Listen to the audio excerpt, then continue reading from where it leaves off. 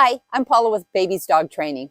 Have you ever wondered why trainers and handlers use the hand signals that they do?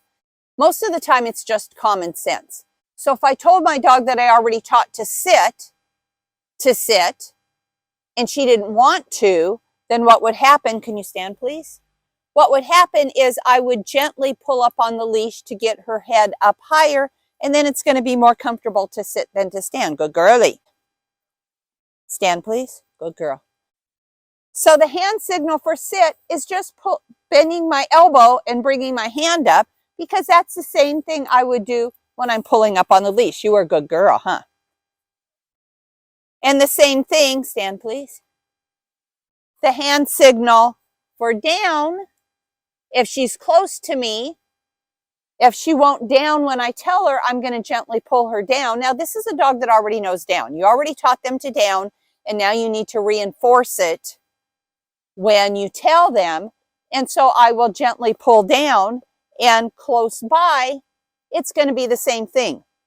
Now dogs don't have the same vision we have. We can see clearer at a distance. They cannot see distance. Dogs are hardwired to see movement, and dogs are also better at night vision than we are.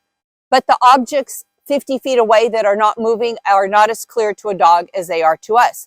So because of that, if I want my dog to down at a distance, instead, my hand comes up, because again, they're hardwired to see movement, and this is what they're going to see. My hand signal for stand. When I train my dogs to stand, what I do is I have their neck snug against my leg, and the treat is in the hand closest to them, so my leash is in my opposite hand. Their neck can't move. My hand comes out, and in order to get that treat, they pop their butt up. So, sit please. My same hand signal, stand. Yeah, girl. So I'm doing the same thing, but without words. Sit. Again. Hang on. Leash snug, treat comes out, and she has to pop up her butt in order to get the treat. Sit please. Or, good girl. So it's the same thing.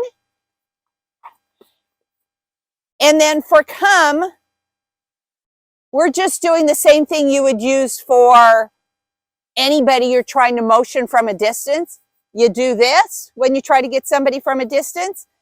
We're not allowed to give repeat commands in competition. We can only do one.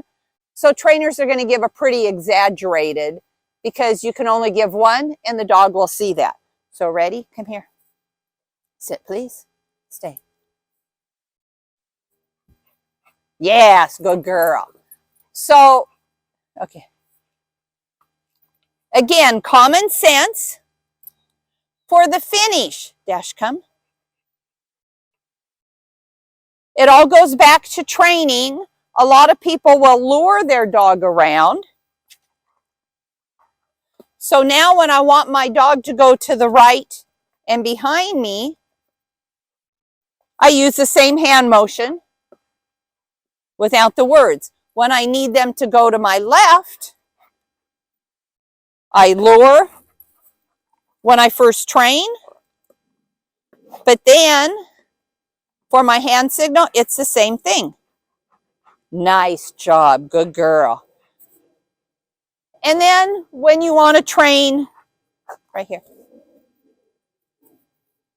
And then when you want to train non-obedience behaviors, a lot of times I will still use the same movement I use when I train them. So when I want my dog to go round and round when I first train, we can get rid of this.